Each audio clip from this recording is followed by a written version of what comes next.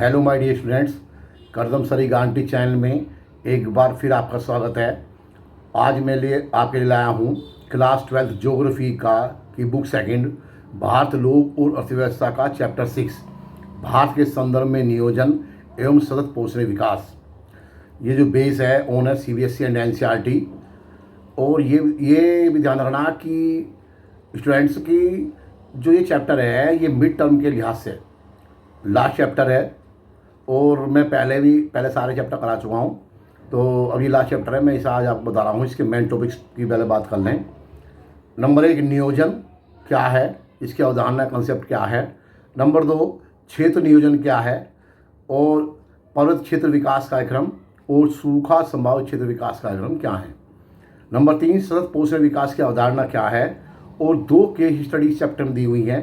एक भरमौर क्षेत्र में समन्वित जनजातीय विकास कार्यक्रम और दूसरा है इंदिरा गांधी नहर कमान क्षेत्र। और या इससे अदर रिलेटेड टॉपिक्स के बारे में मैं इस पार्ट के जो हैं उनके बारे में बात करूंगा। एक बात का ध्यान रखना कि जो अभी 2025 में CBSE का पेपर हुआ था 12 का ज्योग्राफी का, तो उसमें 5 नंबर के क्वेश्चन आए थे। लेकिन ज़्यादातर पहले ही देखा गया था कि पहला क्वेश्चन जो है वो या तो सेक्शन B या C या D में आते थे। लेकिन अब की बार जो क्वेश्चन इसमें दिए इन्होंने तो सेक्शन A में दिए, यानी कि MCQ के दिए वो भी 5 क्वेश्चन। तो चैप्टर को पूरी तरह से ढंग से पढ़ना है और इजीली नहीं लेना है। ठीक है, तो मैं टॉपिक वाइज शुरू कर रहा हूँ। नंबर 1, नियोजन। नियोजन कहते हैं इसे प्लानिंग। हम जब किसी चीज़ की प्लानिंग करते हैं, जैसे नियोजन में क्या है, नियोजन में सोच विचार की प्रक्रिया, कार्यक्रम की रूपरेखा तैयार करना और उद्देश्यों को या टारगेट को प्राप्त करने हेतु जो भी हम क्रियाकलाप करेंगे या गतिविधियां करेंगे उनका क्रियान्वयन करना है। तो या इसको आप ऐसे कह सकते हो कि भविष्य में कोई किसी लक्ष्य या टारगेट को हमने प्राप्त करने के लिए वर्तमान परिस्थितियों को ध्यान में रखकर आवश्यक कार्य की रूपरेखा तैयार करी या प्रोग्राम बनाया। इसमें मेन स्टेप आएंगे नियोजन में। नंबर 1, लक्ष्य या टारगेट निर्धारित कर दिया या फिक्स कर दिया। नंबर 2, रणनीति बना दी, उसके लिए प्लानिंग कर ली। नंबर 3, संसाधनों को जुटाना, उपयोग करना, जैसे धन कितना लगेगा, समय कितना लगेगा और कितने लोग लगेंगे, जनशक्ति कितनी लगेगी। तो हमें इसमें ही काम करना पड़ेगा। नंबर 4, हमें इसके लिए समय सीमा या टाइम लिमिट भी तय करनी पड़ेगी। नंबर 5, परिणामों का मूल्यांकन। प्लानिंग के तहत जो कार्य हो रहे हैं नहीं हो रहे हैं, हम इसका समय समय मूल्यांकन करेंगे। अगर वह नहीं हो रहे हैं तो हम उसमें आवश्यक बदलाव करेंगे और जो कमी हमें दिख रही हैं आई हैं तो उनको दूर करेंगे। इसका मतलब यह है कि नियोजन एक लगातार चलने वाली सतत प्रक्रिया है जो भविष्य की अनिश्चितताओं को सामना करने और लक्ष्य को प्रभावी ढंग से प्राप्त करने में मदद करती है। जैसे अभी आप जो है बारी तैयारी कर रहे हो तो आपने टारगेट बना लिया कि मुझे इतने मार्क्स लाने हैं या ये मुझे काम करना है, तो आपका एक टारगेट बना। उसके बाद आप उसको किस तरह से एक्टिवेट कर रहे हो ये आप जानते हो। उसमें जो वीडियो को देखना भी एक जो है टारगेट का प्राप्त करने का एक जो है प्रभावी कदम है। तो इसी तरह से गवर्नमेंट भी करती है। तो उसमें नियोजन के प्रकार या उपागम किस प्रकार के हो सकते हैं गवर्नमेंट के हिसाब से। नंबर 1, खंडीय नियोजन, यानी कि सेक्टोरल प्लानिंग बोलते हैं। दूसरा है प्रादेशिक नियोजन या क्षेत्रीय नियोजन, यानी कि रीजनल प्लानिंग। प्रादेशिक को हम 2 भागों में बांटते हैं, एक लक्ष्य क्षेत्र नियोजन और दूसरा है लक्ष्य समूह नियोजन। तो हम पहले बात करें खंडीय नियोजन की। खंडीय नियोजन या सेक्टोरल प्लानिंग हुआ क्या? यह एक ऐसी प्रक्रिया है जिसमें अर्थव्यवस्था के विभिन्न क्षेत्रों के लिए अलग अलग योजनाएं बनाई जाती हैं, यानी कि विभिन्न सेक्टर हम सेलेक्ट कर लेंगे और उनके लिए अलग अलग योजनाएं बनाएंगे कि हमें उनमें क्या काम करना, जिससे कि उन क्षेत्रों का विकास जो सुनिश्चित किया जा सके। जैसे कृषि है, सिंचाई है, विनिर्माण है, ऊर्जा है, परिवहन है, संचार है, ETC बहुत सारे सेक्टर हैं। इनको हम किसी एक को सिलेक्ट करेंगे और उसके लिए जो भी होगी प्लानिंग उसको हम तय करेंगे और उनको एक्टिवेट करेंगे। ठीक है भाई। नंबर 2, प्रादेशिक नियोजन यानी रीजनल प्लानिंग। ये क्या है? इसमें किसी क्षेत्र के, इसमें रीजन की बात करेंगे, पहले सेक्टर की बात ही। इसमें किसी क्षेत्र के भौतिक, सामाजिक व आर्थिक तत्वों को इकट्ठा करेंगे और उससे विकास की रणनीति बनाई जाती है, फिर उन्हें लागू किया जाता है, जिससे कि देश के सभी क्षेत्रों में विकास समान रूप से पहुंच सके। क्योंकि खंडीय नियोजन में ऐसा नहीं हो पा रहा था। तो इसलिए इसमें योजनाकार जो प्लानर हैं यह सुनिश्चित करते हैं कि प्रदेश की आवश्यकता अनुसार नियोजन किया जा सके। इसे ही प्रादेशिक नियोजन कहेंगे, यानी कि जिस प्रदेश में जिस तरह की भी जरूरत होगी उस तरह से हम काम करेंगे। अब है प्रादेशिक नियोजन के प्रकार या उपागम। नंबर 1, लक्ष्य क्षेत्र नियोजन यानी कि टारगेट एरिया प्लानिंग। इसमें किसी विशेष क्षेत्र के विकास के लिए योजना बनाई जाती है व लागू की जाती है, जिससे उस क्षेत्र की विशिष्ट या स्पेसिफिक आवश्यकताओं और लक्ष्य को पूरा किया जा सके। यह एक विशेष भौगोलिक क्षेत्र पर केंद्रित होता है। इसमें क्षेत्र की सामाजिक, आर्थिक व पर्यावरणीय जरूरतों को भी ध्यान में रखा जाता है। इसमें जैसे कमान नियंत्रित क्षेत्र है, सूखाग्रस्त विकास क्षेत्र है और पर्वतीय विकास क्षेत्र है। इस तरह के अभी तक लक्ष्य क्षेत्र नियोजन बनेंगे। एक टारगेट बना हमने और उस पर हम काम करें। जैसे पहला कमान नियंत्रित क्षेत्र है, कमान नियंत्रित क्षेत्र। तो इसमें कमांड कंट्रोल एरिया बोलते हैं इसको। इसमें किसी विशेष योजना या परियोजना के तहत मैनेजमेंट और कंट्रोल करते हैं।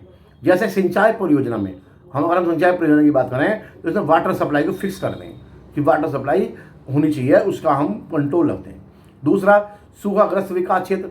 वर्षा की कमी से सूखा पड़ने पर सरकार जो है कार्यक्रम चलाती है जगह जगह पे। पर्वतीय विकास क्षेत्र, ये सब पर्वत क्षेत्रों में और पर्वतीय भूभाग के विकास हेतु ये कार्यक्रम चलाए जाते हैं। दूसरा है तुम्हारा लक्ष्य समूह नियोजन यानी कि टारगेट ग्रुप प्लानिंग। लक्ष्य निर्धारण और लक्ष्य नियोजन भी कहते हैं इसको। लक्ष्य समूह या लक्ष्य निर्धारण या लक्ष्य योजना, ये की बात है। इसमें एक समूह अपना टारगेट फिक्स करता है, उन्हें प्राप्त करने के लिए एक प्लानिंग बनाता है, योजना बनाता है। इसमें जो ग्रुप के जो मेंबर्स हैं या सदस्य हैं उनकी भी सहमति, साझापन व सामूहिक प्रयास भी शामिल है। सबको मिलकर काम करना पड़ेगा। जैसे फॉर एग्जांपल है लघु कृषक विकास संस्था यानी कि SFDA।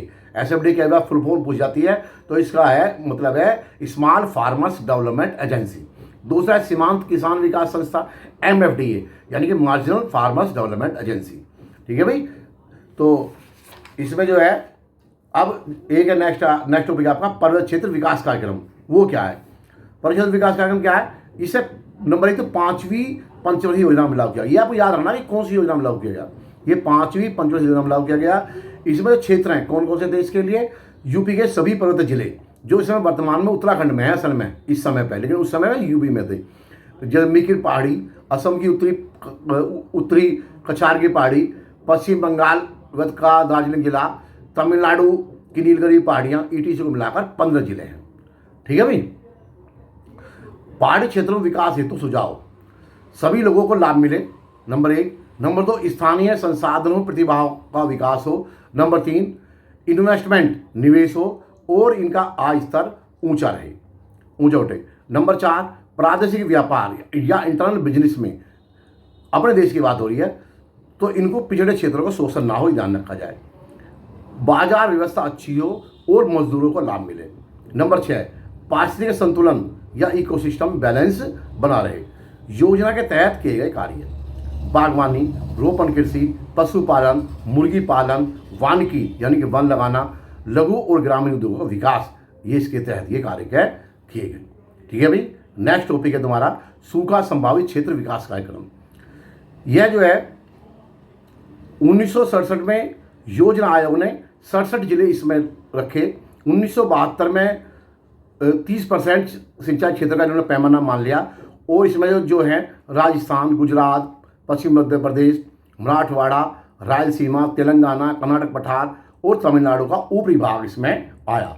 इस कार्यक्रम की शुरुआत चौथी पंचवर्षीय योजना में हुई। इसका उद्देश्य सूखा संभावित क्षेत्रों में लोगों को रोजगार उपलब्ध कराना और सूखे के प्रभाव को कम करने के लिए उत्पादन के साधनों को विकसित करना है। 5वीं पंचवर्षीय योजना में इसका कार्यक्षेत्र और बढ़ाया गया। इसमें सिविल निर्माण कार्यों पर जोर दिया गया जिससे कि ज़्यादा श्रमिक इसमें लग सकें और ज़्यादा श्रमिकों को या मजदूरों को काम मिल सके। इसके बाद सिंचाई परियोजना, भूमि विकास कार्यक्रम, वनीकरण, चारागाह विकास, इंफ्रास्ट्रक्चर बनाना जैसे बिजली, सड़क, बाजार, आसान लोन मिलना और इसमें जल, मिट्टी, पौधों, मानव और पशुओं संख्या के बीच भी इकोसिस्टम बैलेंस बनाने पर जोर दिया गया। अब इसमें आपकी 2 केस स्टडी हैं। एक है भरमौर क्षेत्र में समन्वित जनजातीय विकास कार्यक्रम। भरमौर का मतलब है ब्रह्मोर से बना है, ब्रह्मोर शब्द संस्कृत का भरमौर जो है भरमौर क्षेत्र में समन्वित जनजातीय विकास कार्यक्रम में क्या है, ये जो है भरमौर जन क्षेत्र जो हिमाचल प्रदेश में है, ये चंबा जिले की 2 तहसील हैं, भरमौर और होली नाम की 2 तहसील हैं। इसका वो बॉक्स, एक बॉक्स दिया हुआ क्वेश्चन में, उसमें किताब में आपकी में, तो उसमें बॉक्स जो है उसमें से भी क्वेश्चन आया था सेक्शन बी और सी में, ये ध्यान रखना। यहाँ की जो भू करती है उसमें महाखंड है, बड़े बड़े खड्डे हैं, और जलवायु कठोर है। कैसी कठोर है? सर्द ऋतु में यहाँ जमा देने वाली कड़ाके की सर्दी व बर्फ पड़ती है। आधारभूत संसाधन कम है, और 2011 के अनुसार भरमौर की जनसंख्या 39,113 थी, 39,113 थी, और जनसंख्या घनत्व 21 व्यक्ति प्रति वर्ग किलोमीटर था। 21 नवंबर 1975 में अधिसूचित या नोटिफाइड जनजातीय क्षेत्र है जब से ये, और इसमें जो जाति है जो रहती है वो जनजाति गद्दी जनजाति रहती है, जिसकी भाषा गद्दियाली है। मुख्य व्यवसाय या कृषि और भेड़ बकरी पालन है। ये लोग ऋतु प्रवास करते हैं। 1970 में गद्दी को एसटी की लिस्ट में रखा गया। 1974 में 5वीं पंचायत योजना में जनजातीय उप योजना शुरू करी गई, और भरमौर को हिमाचल प्रदेश में 5 में से एक समन्वित जनजातीय विकास योजना परियोजना का दर्जा मिला। भरमौर क्षेत्र की समस्याएं। यह इलाका आर्थिक व सामाजिक रूप से सबसे पिछड़े इलाकों में से एक है, और भौगोलिक व आर्थिक अलगाव इस क्षेत्र का महत्वपूर्ण कारक है। भरमौर क्षेत्र के विकास हेतु उठाए गए कदम, जो गवर्नमेंट कदम उठाए। यह क्षेत्र विकास योजना भरमौर क्षेत्र के निवासियों की जो जीवन गुणवत्ता व सुधारने को सुधारने व हिमाचल प्रदेश के साथ ही अन्य जिलों की मुख्य धारा में लाने हेतु कार्य किए गए, जो निम्न प्रकार हैं। नंबर 1, इंफ्रास्ट्रक्चर यानी कि आधारभूत अवसंरचनाएं जैसे स्कूल, हॉस्पिटल्स का विकास किया गया। नंबर 2, स्वच्छ जल, सड़क, संचार तंत्र, बिजली की उपलब्धता पर ध्यान दिया गया। नंबर 3, कृषि के नए एवं पर्यावरणीय अनुकूलीय तरीकों को प्रोत्साहित किया गया। नंबर 4, पशुपालन के वैज्ञानिक तरीकों को प्रोत्साहित किया गया। अब यह सामाजिक व आर्थिक प्रभाव क्या पड़ा? नंबर 1, जनसंख्या में साक्षरता दर बढ़ी। विशेष रूप से स्त्रियों की साक्षरता दर में बहुत वृद्धि हुई। स्त्रियों की साक्षरता दर 1971 में 1.88% थी, जो 2011 में इसी स्कीम चलने के बाद 65% हो गई। नंबर 2, दालों एवं अन्य नकदी फसलों में वृद्धि हुई। नंबर 3, कुरीतियों जैसे बाल विवाह से समाज को मुक्ति मिली। नंबर 4, लिंग अनुपात में सुधार हुआ। और नंबर 5, लोगों के जीवन स्तर में वृद्धि हुई। इसमें विरोधाभास क्या है इस स्कीम का? कि होली व खान क्षेत्रों में रावी नदी के साथ बसे गांव इंफ्रास्ट्रक्चर में ज़्यादा लाभ हुआ, और जबकि तुंधा व कुंती क्षेत्रों के दूरदराजे गांव अभी भी इस विकास की परिधि से बाहर हैं। इसमें विरोधाभास ये होगा। अब नेक्स्ट आपका case study number 2, Indira Gandhi नहर कमान क्षेत्र। ये एक डायग्राम दिया हुआ किताब में इंदिरा गांधी नहर का, आप उसको अच्छे से देख लेना। वो कई बार डायग्राम आता है, उसके बारे में क्वेश्चन पूछता है, या आप अच्छे से पढ़ लेना। इसका पूर्ण नाम क्या था? इसका राजस्थान नहर था, और इसका एक नाम और राजस्थान है मरु गंगा के नाम से इसको कहते हैं। ठीक है ना, डिजर्ट गंगा। तो आप इसे ध्यान रखोगे। तो भारत में ये सबसे बड़े नहर तंत्रों में से एक है।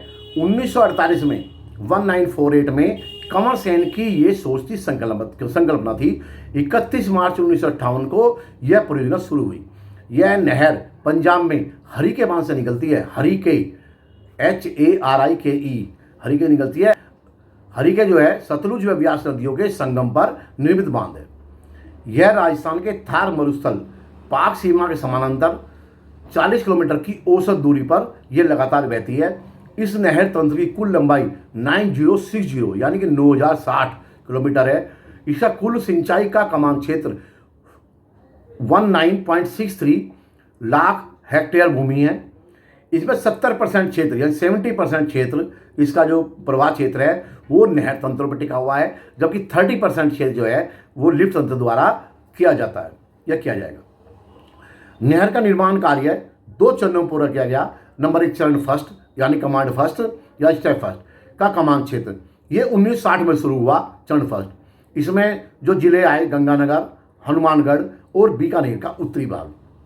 यहाँ जो भूतल है वो उबड़ खाबड़ है, और कृषि योग्य कमान क्षेत्र जो है 5.53 लाख हेक्टेयर है। चरण सेकंड में 1980 में शुरू हुआ ये। इसमें कमान क्षेत्र है बीकानेर, जैसलमेर, बाड़मेर, जोधपुर, नागौर व चूरू जिला। 14.10 लाख हेक्टेयर कृषि भूमि है। इस क्षेत्र में स्थानांतरित बालू टिब्बे वाला मरुस्थल है, और यह यहाँ टेम्परेचर गर्मियों में 50 डिग्री टेम्परेचर तक सेल्सियस तक पहुँच जाता है। लिफ्ट नहर में ढाल के अपोजिट प्रवाह के लिए जल को बार बार मशीनों से ऊपर उठाया जाता है और जब सिंचाई की जाती है। इंदिरा गांधी नहर तंत्र में सभी लिफ्टें जो हैं मुख्य नहर के बाएं किनारे पर निकलती हैं, लेफ्ट साइड में हैं, जबकि मुख्य नहर के राइट साइड दाएं किनारे पर सभी नहरें प्रवाह हैं, यानी कि डायरेक्ट पानी बहता नहरों से। उद्देश्य इन क्षेत्रों में कृषि और संबंधित क्रियाकलापों को अर्थव्यवस्था के अनेक सेक्टरों के साथ विकसित करना होगा। नंबर 2, इन क्षेत्रों का आर्थिक विविधीकरण करना पड़ेगा। नंबर 3, गांवों की आबादी, कृषि सेवा क्षेत्र और विपणन केंद्रों को जोड़कर उनके बीच कार्यात्मक संबंध स्थापित करने होंगे। महत्व क्या है इसका? सिंचाई के प्रसार ने इस क्षेत्रों ड्राई एरिया को की पारिस्थितिकी यानी कि इकोसिस्टम, अर्थव्यवस्था और समाज को रूपांतरित कर दिया है। नंबर 2, मृदा में लंबे समय तक नमी उपलब्धता संभव हो पा रही है और इसके कारण वनीकरण और चारागाह कार्यक्रमों से भूमि हरी भरी हो गई है। जहाँ पहले रेत था वहाँ पे हरा भरा हो गया।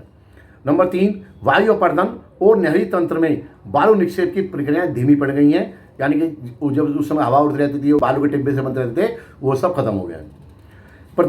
नंबर 4, प्रदेश की कृषि अर्थव्यवस्था प्रत्यक्ष रूप से रूपांतरित हो गई है। ठीक है भाई। नंबर 5 है बोए गए क्षेत्र का विस्तार और फसलों की सघनता में वृद्धि हुई है।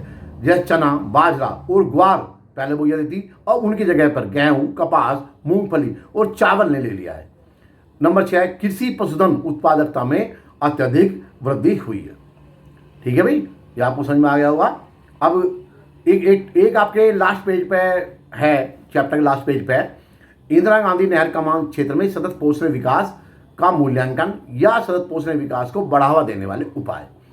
तो इसमें अब इसके भी सुन लो आप। नंबर 1, आप इसे पढ़ भी लेना। नंबर 1, जल प्रबंधन नीति का कठोरता से क्रियान्वयन करना।